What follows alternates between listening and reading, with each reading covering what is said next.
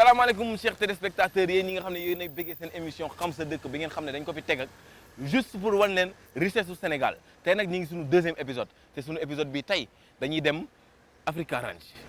waaw boo waxee Africa Ranch boo déggee Africa Ranch c'est benn safari lodge la comme ni ko gars yi di dundee Afrique du Sud voilà dañuy dem def benn circuit boo xamante ni circuit exceptionnel la am na safari boo xam ne da ngay nekk ci oto yi gaynde yi ñëw ñu dugg seen enclos de 5 hectares xool ni gaynde yi di dundee fan la ñuy naan ak affaire yooyu noonu yëpp quoi mais aussi li ëpp solo mooy dafa am ay lionceaux yu blanc yoo xam ne fii la ñu juddoo Sénégal et c'est une première te activité yu mel nii ci 5 dëkk ci àdduna bi nga ko mën a am te Sénégal benn la ci kon boog ñu dem seetaan dund activité bi après ngeen jox ñu lu ngeen wax ñu lu ngeen ci xalaat quoi. dégg ngeen de gaynde yu weex man de mosuma si teg bët maa ngi daw Africa Ranch ranchon.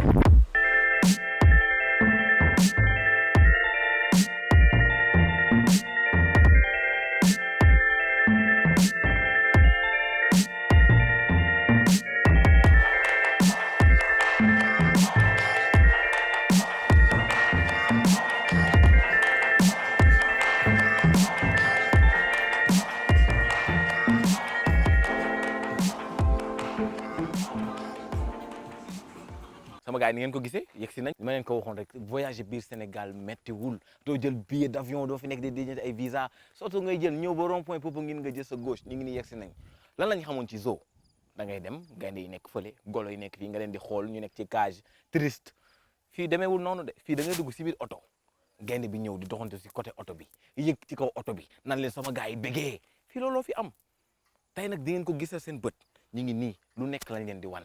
bu la neexee nga jàpp gaynde gaynde gi dañ la koy jox nga fopp teeg moom bébé bu ndaw bi tey gis nga boole ka gaynde gi ak ki ka jàpp yëpp waaw kay dégg ngeen tey gaynde gi la ñuy jël di ko def ci ay tableau nii painting tey nag la ñuy xam ndax waa ji li muy def ñeme na ko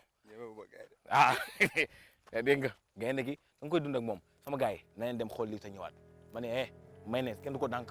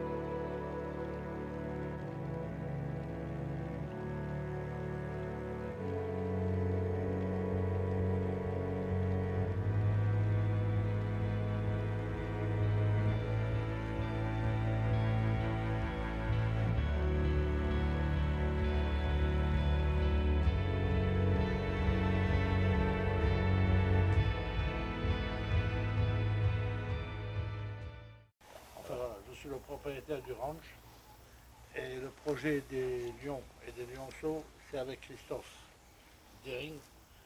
Non seulement on est partenaire ensemble avec les lions, mais on est aussi propriétaire de la réserve de Bandia, entre autres. Donc je vais laisser un peu Christophe vous présenter le projet qu'on fait. Ça fait quand même plus de 2 ans qu'on existe. Mais aujourd'hui, comme on dit, ça se dessine. Et comme tout le monde, on cherche à amener du monde, surtout du local ici, parce qu'il y a tellement de choses à faire visiter dans ce pays. Et c'est dommage de ne pas aller tous et converger ensemble vers ces lieux touristiques. Comme par exemple pour les lions, à part l'Afrique du Sud, et bien sûr toute la côte de l'Afrique du Sud, hein, C'est là-bas où vous pouvez admirer, toucher les lions, les caresser.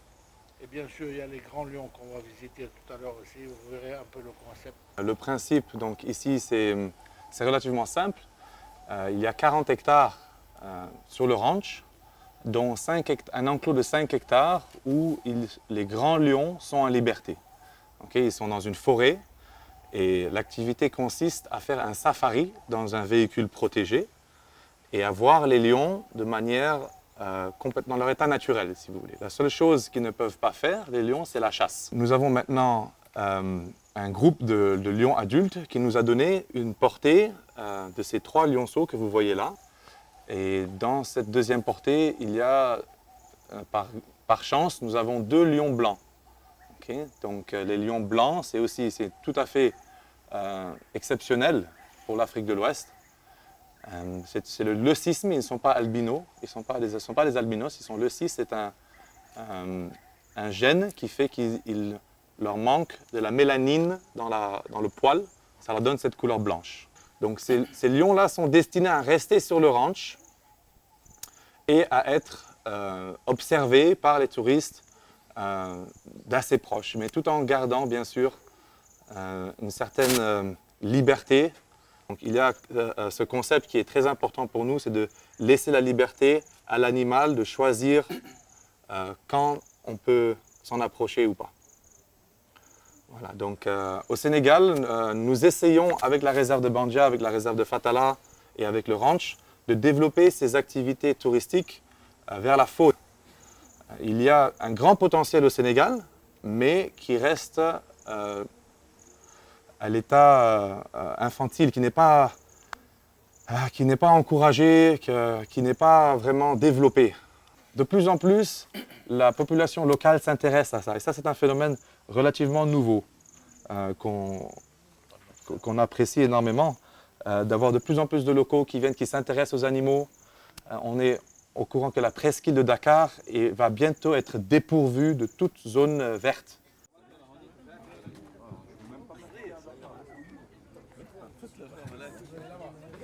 Ah, c'est bon. Seigneur. Allahu Akbar.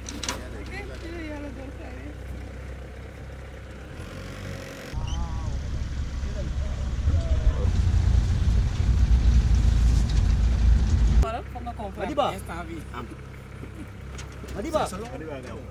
Madiba. Bu yaa ngi jël. Madiba.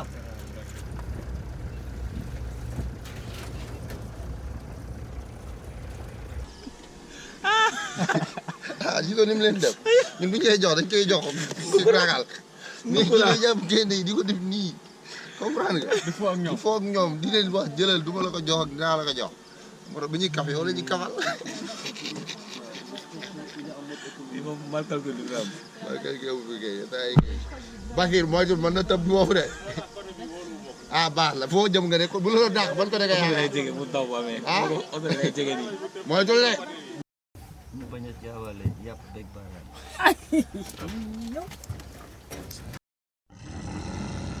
xam ngeen ne gaynde gaynde bugul moom yàpp lay dunde gaynde gaynde gaynde bugul moom yàpp lay dunde xam ngeen ne gaynde gaynde bugul moom yàpp lay dunde gaynde gaynde gaynde bugul moom yàpp lay dunde xam ngeen ne gaynde gaynde bugul moom yàpp lay dunde gaynde gaynde gaynde bugul moom yàpp lay dunde yema piramo ñoo tati do tuugay mama jo gaynde gaynde gaynde bugul gis ngeen ko léegi ci gaynde yi lañ jógee yéeg nañ ci oto yi foo def leen neex léegi ñun nag pare nañ foofu dañuy dem visiter lodge yi ñu dem xool loolu.